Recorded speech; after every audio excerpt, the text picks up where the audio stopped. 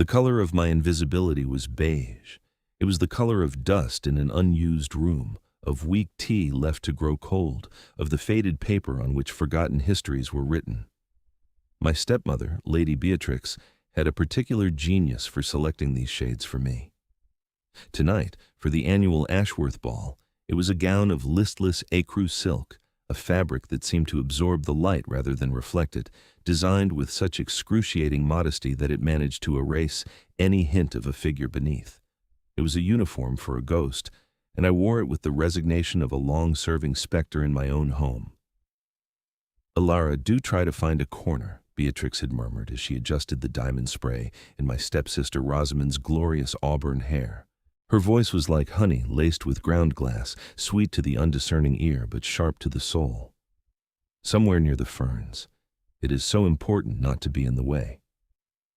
Rosamund, a vision in emerald green that made her eyes flash like a cat's, offered me a brief pitying smile. She was not cruel, not in the active, deliberate way of her mother. Her cruelty was of the passive, oblivious sort, the kind wielded by the beautiful and beloved who cannot conceive of a world that does not revolve around them. To her, I was simply Elara, a quiet, plain piece of household furniture that occasionally spoke. My father, Lord Ashworth, had already retreated into the comforting fog of his study and his brandy, having long ago abdicated his parental duties in favor of a quiet life.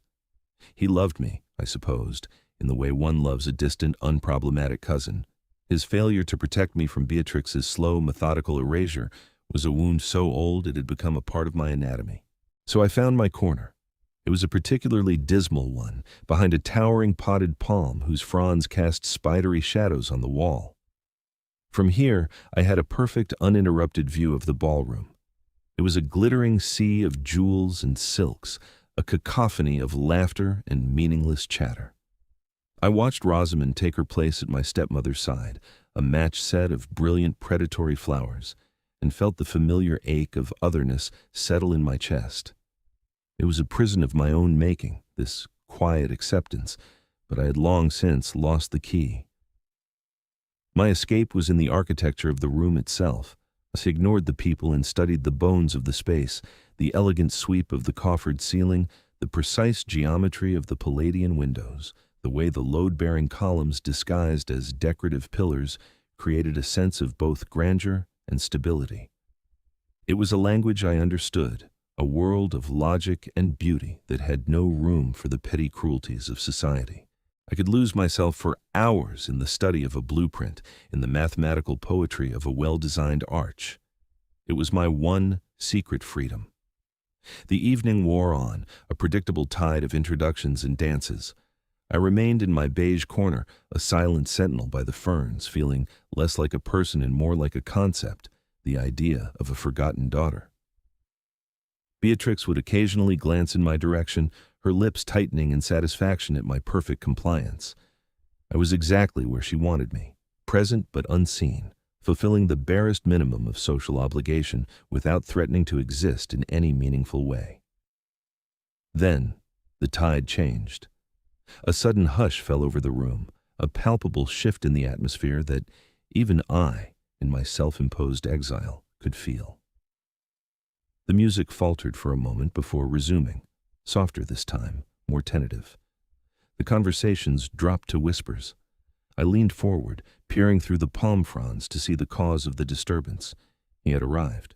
Duke Alistair Vance, the Duke of Blackwood. He was a man spoken of in hushed, speculative tones, immensely wealthy, impossibly powerful, and notoriously reclusive. He was a figure of myth more than a man, said to be as cold and unyielding as the granite of his ancestral home. He had not attended a social event in years, not since the tragedy that had claimed his younger brother. His presence here was as shocking as a snowstorm in July. He stood at the entrance to the ballroom, a severe, unmoving figure in stark black evening wear. He was not handsome in the classical charming way of the other young lords. His face was all sharp angles and forbidding lines, his expression a mask of cool indifference. He looked less like a guest and more like a judge about to pass sentence. His gaze swept the room, dismissive and discerning, and a wave of nervous sycophancy followed in its wake. Mothers pushed their daughters forward, fathers cleared their throats, preparing obsequious greetings. Beatrix was no exception. She straightened her spine, a hunter sensing rare prey. She placed a proprietary hand on Rosamund's arm and began to glide toward him, her smile a brilliant weaponized thing. This was the ultimate prize, a duke of such standing that securing him for Rosamund would cement Beatrix's position at the apex of society forever. I watched, a strange, detached curiosity warring with the dull ache in my chest. It was like watching a play for which I already knew the ending. He would offer a polite, clipped greeting, his eyes would alight on Rosamund's undeniable beauty, and the world would continue to spin on its correct and proper axis. But it did not. The Duke's gaze passed over my stepmother and stepsister, as if they were no more than decorative statues. He offered a curt, almost imperceptible nod to our host, my father, who had been nervously summoned from his study. And then he began to walk. He did not move toward the center of the room, toward the waiting throngs of the influential and the beautiful. He moved with a quiet, unnerving purpose directly toward the edge of the room, directly toward the ferns, directly toward me. My heart hammered against my ribs like a trapped bird. This was a mistake. He must have mistaken me for someone else, or perhaps he was merely seeking a quiet place to stand. I shrank back, trying to merge with the wallpaper, to become one with the shadows cast by the palm. He stopped less than 2 feet from me. The entire ballroom seemed to hold its breath, their collective gaze now fixed on this forgotten corner. I could feel the heat of their stares, the burning curiosity, the sheer, stunning confusion. For the first time all night, for the first time in years, I was visible. And it was terrifying. The Duke did not smile. His eyes, the color of a winter storm, assessed me not with pity or disdain, but with a strange, focused intensity. The silence stretched, becoming a tangible thing, a heavy blanket smothering the room. When he finally spoke, his voice was low and resonant, a startling contrast to the high-pitched chatter that filled the air. It was a voice accustomed to command, to being obeyed without question. He did not ask for my name. He did not comment on the ball. He asked, "Do you believe the fenestration in this room is truly Palladian, or a later, less successful imitation? The pediments seem too severe." The world tilted on its axis.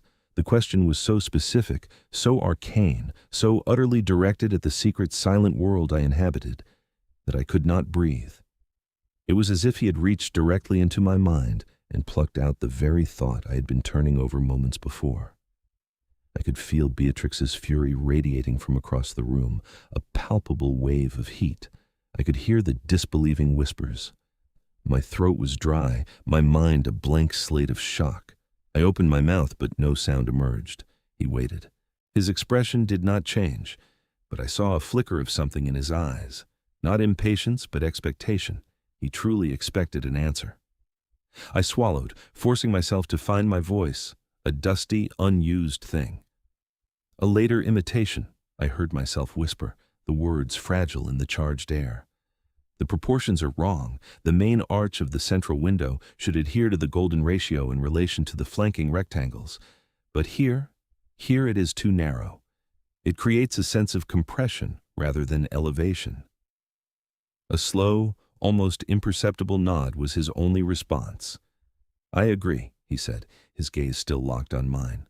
And with that, he turned and walked away, leaving me in the center of a storm of speculation, my beige invisibility utterly shredded. He had not rescued me. He had not offered a compliment or a dance. He had done something far more dangerous, far more revolutionary. He had seen me. The aftermath of the Duke's visitation was a quiet storm within the walls of Ashworth Manor. Beatrix was incandescent with a rage she could not publicly display. Her plans had been upended not by a rival, but by an anomaly, an event so outside the realm of her calculations that it left her sputtering. She cornered me in the library the next morning, her voice a venomous hiss. "What did you say to him? What trick did you play?" she demanded, her fingers digging into my arm. "I answered his question," I said, my voice barely a whisper. The phantom pressure of her grip would linger as a bruise, a small, dark reminder of her displeasure. "A question about windows?" she scoffed, her eyes narrowing. Do not play the fool with me, Elara. Men like the Duke of Blackwood do not speak to girls like you about windows unless there is some other motive. You have done something to embarrass me, to embarrass Rosamund. I had no answer for her. I did not understand it myself. The incident felt like a dream, a strange, vivid hallucination born of loneliness and an overactive imagination. I tried to push it from my mind, to retreat back into the comfortable numbness of my invisibility. It was safer there. Hope was a dangerous foreign country I had no visa to enter. I expected the world to reset, for the Duke's bizarre moment of attention to be filed away as a rich man's eccentricity. But 2 days later, a footman in the severe dark green livery of the Blackwood estate arrived. He bore a single heavy cream envelope, addressed not to Lord Ashworth, not to Lady Beatrix, but to me. My name, Miss Elara Ashworth, was written in a strong, black angular script. My hands trembled as I broke the wax seal, which bore the crest of a wolf's head. Inside, a short formal note requested my presence at Blackwood Manor to consult on a matter of architectural significance. It was signed simply, Vance. Beatrix nearly tore the invitation from my hands. She read it, her face a mask of disbelief that slowly curdled into suspicion. Consult? What could you possibly consult on? This is a mockery. He is laughing at us. Perhaps I should decline, I offered, my heart sinking with a mixture of terror and a strange, bitter disappointment. No, she snapped, her mind clearly racing, recalculating. No, you will go. It would be an insult to refuse a duke, but you will be chaperoned by Rosamund, and you will remember your place, Elara. You are to be quiet, agreeable, and utterly dull. Do you understand? This is an opportunity for Rosamund to make an impression, not for you to indulge in whatever this foolishness is. The journey to Blackwood Manor felt like a trip to another world. The estate was vast and untamed, ancient oaks standing like grim sentinels along the drive. The house itself was not a palace of light and frivolity like the other great houses. It was a fortress of dark gray stone, beautiful in its severity, a place that seemed to have grown from the very rock of the earth. It was magnificent and intimidating, a perfect reflection of its master. We were met at the door by a stern, impeccably dressed housekeeper, a woman named Mrs. Gable, whose face seemed carved from old, wise wood. Her eyes, sharp and intelligent, flickered over Rosamund's fashionable dress with disinterest, then settled on me with a surprising lack of judgment. "The Duke is expecting you in the library, Miss Ashworth," she said, her voice crisp. "Miss Rosamund, there's a drawing-room prepared for you to wait." Rosamund looked momentarily flustered, her role as chaperone immediately rendered obsolete. Beatrix's instructions had not prepared her for being separated from me. But the housekeeper's tone brooked no argument, and with a nervous glance in my direction, Rosamund was led away. I followed Mrs. Gable down a long, echoing hall, my sensible shoes making no sound on the polished stone floors. My heart was a frantic drum against my ribs. What did he want? Was it truly about architecture, or was this some cruel, elaborate joke? The library door was a towering slab of dark oak. Mrs. Gable opened it and announced, "Miss Ashworth, your grace." The room was the most beautiful place I had ever seen. It was 2 stories high, with walls lined from floor to ceiling with books. A rolling ladder leaned against one shelf, and a huge globe stood in a corner. The air smelled of leather, old paper, and beeswax. In the center of the room, a massive table was covered not with ornaments, but with scrolls of blueprints and drafting tools. Duke Alistair Vance stood by the fireplace, one arm resting on the mantel. He was dressed not in formal wear, but in a simple white shirt and dark trousers. Without the stiff coat, he seemed younger, less a remote duke and more a man. He turned as I entered, and for a moment, we simply stood in silence. "Thank you for coming, Miss Ashworth," he said, his voice filling the quiet space. "Your Grace," I managed curtsying.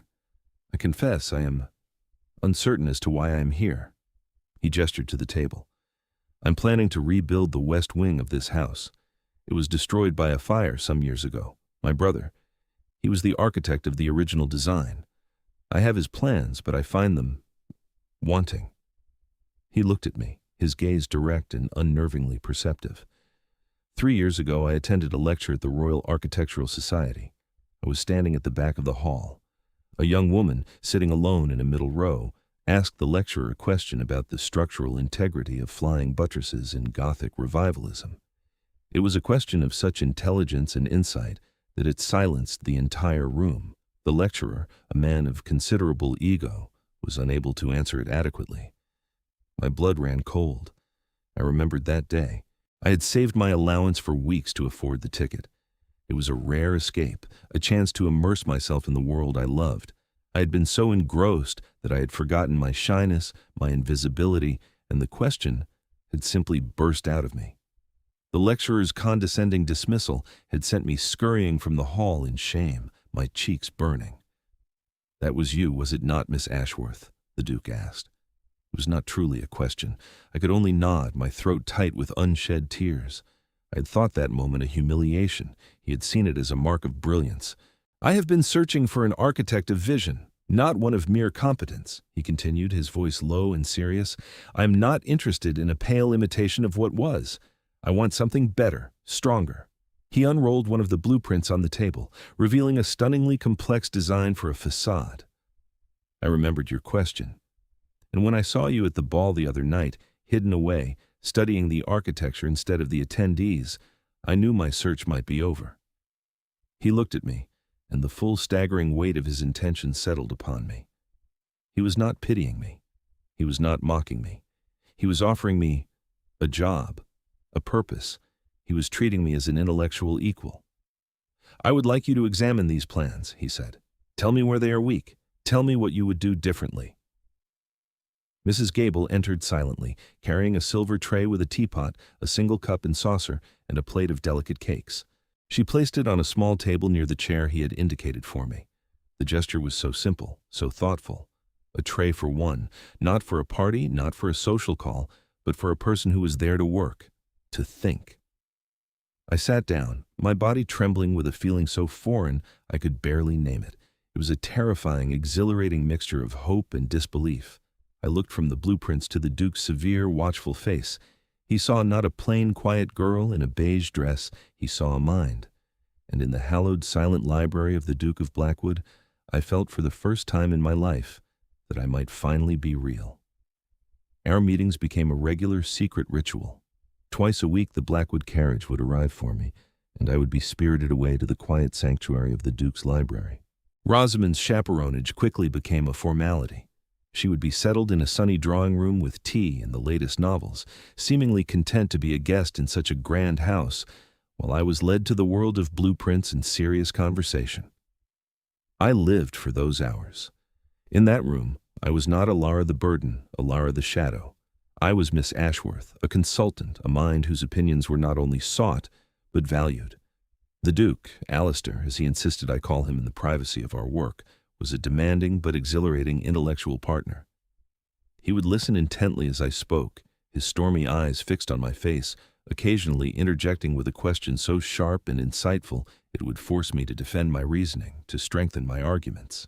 We argued over the placement of a colonnade, debated the merits of a groined vault versus a barrel vault for the gallery, and spent an entire afternoon calculating the precise angles needed for the morning light to illuminate the main hall. It was a conversation unlike any I had ever had, a meeting of minds that felt more intimate than any whispered sweet nothing in a ballroom. With each visit, another layer of my carefully constructed defenses would crumble. I began to speak more freely, my initial hesitancy replaced by a growing confidence. I found myself gesturing with my hands as I described the sweep of a staircase, my voice rising with passion as I explained the structural genius of Christopher Wren. I was becoming a version of myself I had not known existed. Alistair, too, began to change. The severe, forbidding mask he presented to the world would slip away in the quiet of the library. I learned to read the subtle shifts in his expression, a slight narrowing of his eyes that signified deep concentration, a faint thinning of his lips that was the precursor to a challenging question, and, on very rare occasions, a brief, startling softening around his mouth that was almost a smile.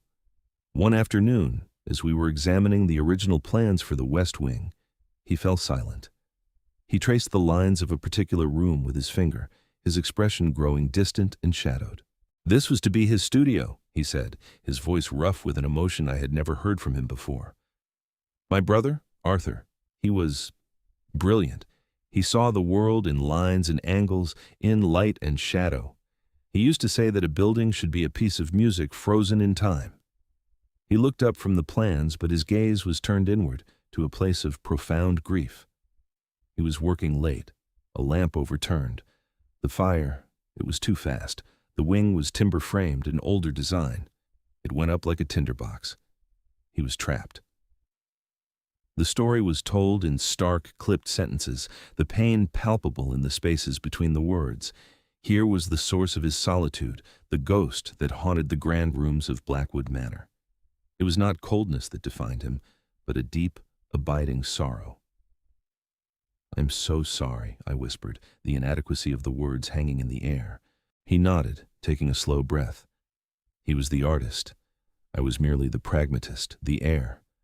I am responsible for this estate, for his legacy.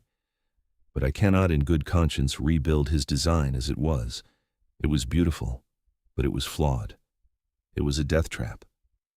My heart ached for him, for the weight of the burden he carried. I looked back at the blueprint, my eyes tracing the layout of the wing with a new, professional focus, pushing past the emotion to the logic of the structure. And then I saw it. It was not just the timber framing, it was something more fundamental. My breath caught in my throat. It was a terrifying risk, a potential trespass on the sacred ground of his grief. But my intellectual honesty, the very quality he valued in me, demanded I speak. "Your Grace, Alistair," I began, my voice trembling slightly. "It is not just the materials. The flaw is in the design itself. Look." I pointed to the central corridor. There is no cross-ventilation. The staircase is a single central column. In a fire, it would become a chimney. There were no secondary escape routes. The design, for all its beauty, it funneled the disaster inward. The silence that followed was absolute. I held my breath, my gaze fixed on the blueprint, unable to look at his face. I had criticized his dead brother's masterpiece. I had dissected the instrument of his death. I had overstepped every conceivable boundary of propriety and compassion. I braced myself for his anger, for the cold dismissal that would surely follow. Instead, I felt a warmth cover my hand. I looked up, startled. He had reached across the table and placed his hand over mine, his long, strong fingers gently enveloping my own. The touch was electric, a shock that jolted through my entire body. It was the first time he had ever touched me. His face was not angry. It was etched with a profound, weary gratitude. "Thank you, Elara," he said, his voice low and thick with emotion. "For 20 years I've been told what a genius he was. You were the first person to have the courage and the insight to tell me the truth." He did not remove his hand. It rested over mine, a silent acknowledgement of a bond that had moved beyond blueprints and calculations. In that moment, sharing his grief and offering the stark comfort of logic, the last of my fear fell away. The terror of hope was replaced by its quiet, steady warmth. His hand holding mine felt less like a touch and more like an anchor, grounding me in a reality more wonderful than any I had ever dared to imagine. The world outside the Blackwood Library, however, had not stood still. My regular visits had not gone unnoticed, and the whispers of society had grown into a speculative roar. Beatrix was caught in a torment of her own making. The connection to a duke was a social coup beyond her wildest dreams, but the fact that the connection was through me, her invisible beige stepdaughter, was an intolerable affront to the natural order of her world. She began to watch me with a new, predatory gleam in her eye. She no longer dismissed me, but assessed me, as if trying to uncover the secret of my sudden, inexplicable value. Her saccharine compliments became more frequent, her questions more probing. "The Duke seems quite taken with your unusual hobby, dear," she would say, her smile never reaching her cold eyes. "You must tell me, what is it you find to discuss for so many hours?" "We discuss the rebuilding of the West Wing, stepmother," I would reply, keeping my answers brief and uninformative. I guarded the details of my time with Alistair like a dragon hoarding treasure. They were mine, and I would not let her tarnish them with her avarice. My growing confidence, my newfound sense of self, was a threat to her. A shadow that begins to think for itself is a dangerous thing. An object that develops a voice might refuse to be used. Beatrix, I realized, could not tolerate my transformation. She had to put me back in my box. Her first move was subtle. She began to fill the house with eligible young men, all invited on Rosamund's behalf, but their attention was often unsubtly directed toward me.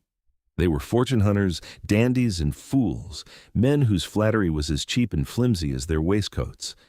It was a test, I knew. She wanted to see if I could be distracted, if my head could be turned by shallow praise. When I remained polite but utterly uninterested, her frustration grew. Her desperation culminated one evening after dinner.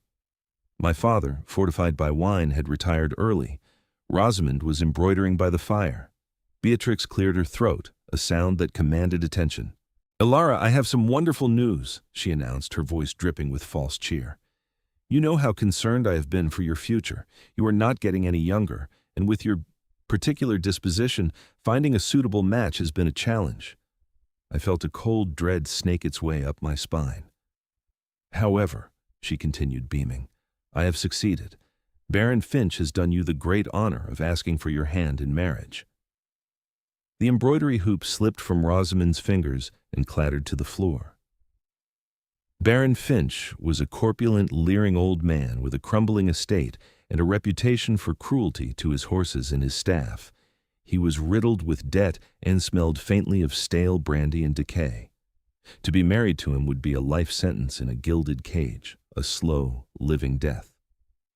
"What?" I breathed, the word a small puff of disbelief.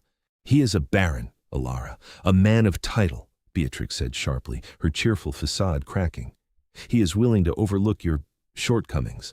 The contracts are being drawn up. The engagement will be announced at the end of the week. You should be grateful." Grateful. The word was a slap in the face. This was not a marriage. It was a sale. She was selling me off to the first bidder to sever my connection with the Duke, to reassert her control, to rid herself of the problem I had become.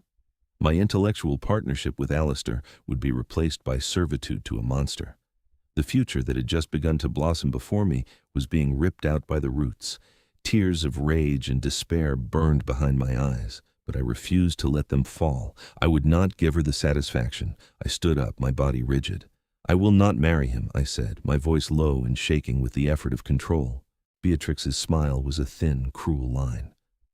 "Oh, I think you will," she purred. "You have no choice. Your father has already given his consent. It is done." She leaned closer, her voice dropping to a conspiratorial whisper. "And do not think your precious Duke will save you." I have taken the liberty of writing to him myself, explaining the situation. I told him of your fragile nerves, your tendency toward fantasy and delusion. I explained that this fixation you have developed on him is unhealthy, and that a stable, mature husband like the Baron is just what you need to calm your fancies. By now, he will have received my letter. He will see you for what you are, a foolish, hysterical girl. He will be relieved to be rid of you. Her words were a physical blow, knocking the air from my lungs. She had not only tried to trap me, she had poisoned the one relationship that had given me life. She had taken my truth, my mind, my connection with Alistair, and twisted it into a caricature of madness. The trap was sprung. The walls were closing in. In her eyes I saw the triumphant gleam of victory. She had finally, irrevocably, put the shadow back in its place. I fled the room, her quiet, satisfied laughter following me down the hall. I wept. The 2 days that followed were a waking nightmare. I was a prisoner in my own home, confined to my rooms on the pretext of preparing for my betrothal. Beatrix was ensuring I had no way to contact Alistair, no way to refute the venomous lies she had spun. Despair was a physical weight pressing down on my chest, making it difficult to breathe. I believed her. I believed that Alistair, a man of logic and reason, would see her letter, with its carefully crafted concerns from a loving stepmother, and would retreat from the potential scandal of a mentally unstable young woman. The world he had opened up to me was slamming shut in my face. The morning of the betrothal announcement arrived, gray and bleak, a mirror of my soul. I was dressed in a gown of dove gray, another of Beatrix's choices, the color of ashes and surrender. Baron Finch was expected to arrive at noon, along with the lawyers to sign the contracts. My father paced the drawing room, his face pale and strained, refusing to meet my eyes. Rosamund sat by the window, her expression troubled, her usual vibrant energy completely gone.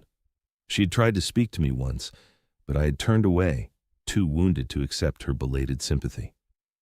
Beatrix was in her element, presiding over the grim proceedings like a queen at a state execution. She gave orders to the servants, adjusted the flowers, and radiated an aura of triumphant control. My spirit was broken, just as she had intended. At precisely 11:30, the sound of a carriage arriving on the gravel drive echoed through the house.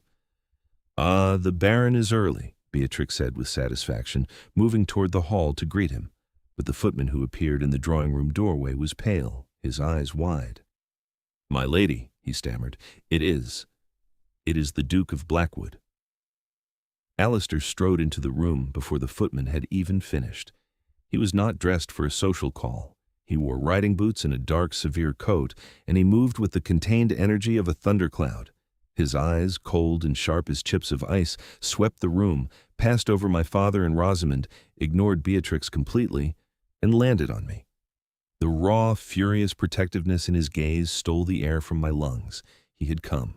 "Your Grace," Beatrix began, recovering quickly, her voice a cascade of honeyed artifice. "What an unexpected pleasure. We were just preparing to celebrate dear Elara's betrothal."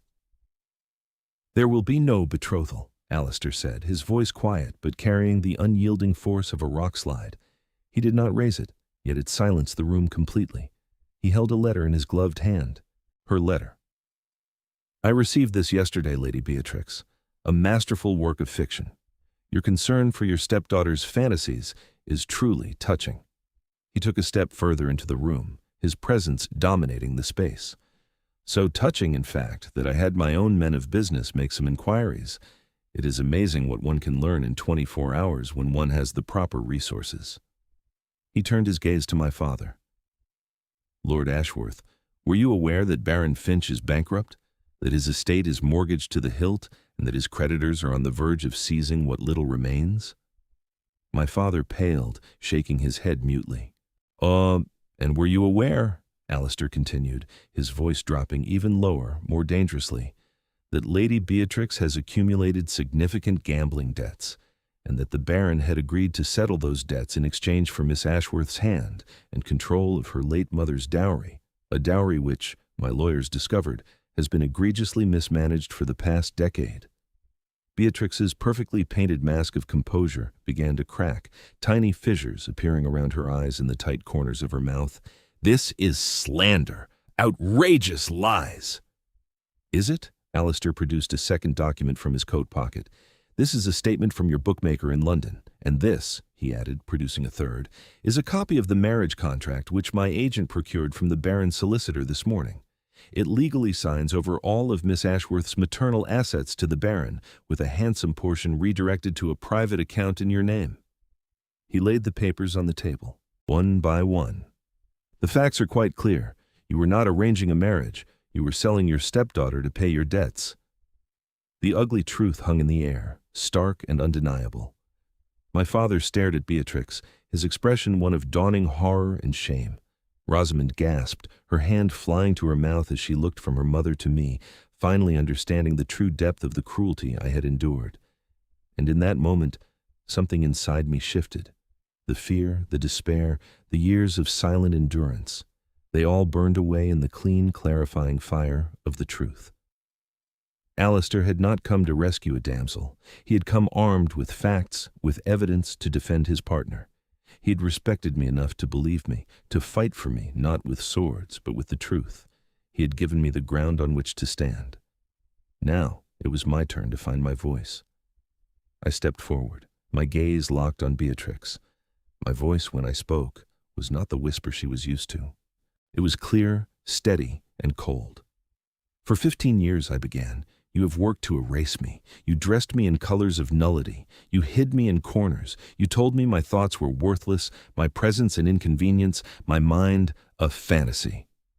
I took another step. "You told me I was a shadow. But you were wrong. A shadow is merely the absence of light cast by something solid. I am solid. My mind is solid. My worth is not determined by your approval or by the cut of a dress or by the man you try to sell me to. I looked at my father, at his weak, guilt-ridden face.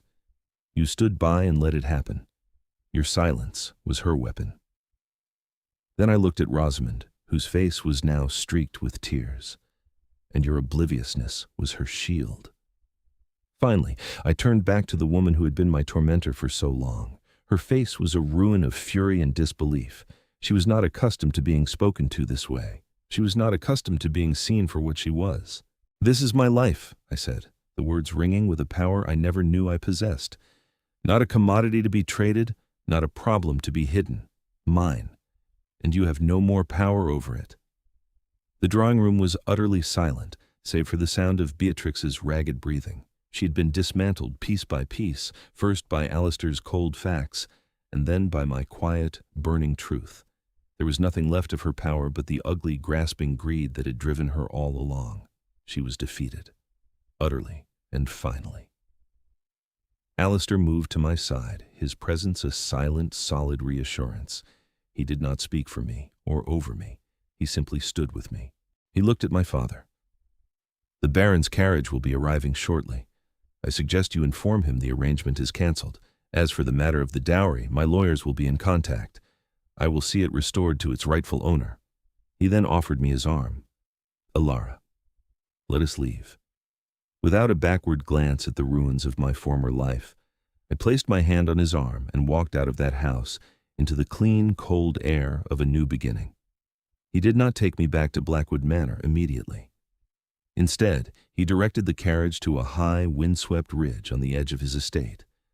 From here, the whole of the manor was visible below, the great gray stone house nestled amongst the ancient trees, the ruined skeleton of the west wing, a stark silhouette against the sky. We stood in silence for a long time, the wind whipping strands of hair across my face, the chill of it a bracing, cleansing thing. It felt as though it were blowing away the last dusty remnants of my old life. "Are you all right?" Alistair finally asked, his voice gentle, stripped of the hard anger it had held in the drawing room. "I am," I said, and was surprised to find it was the absolute truth. I felt hollowed out, but clean. The years of suppressed pain had been lanced, the poison let out. "Thank you for believing me." He turned to face me, his stormy eyes searching mine. "There was never any question of not believing you, Elara. I know your mind. I know your character. Her letter was an insult to my intelligence and to yours." The simple, unequivocal faith in his words was a balm to my soul. He had not seen a hysterical female, as Beatrix had intended. He had seen an attack on a person he respected, and he had acted. "I am not a hero, Elara," he said, as if reading my thoughts.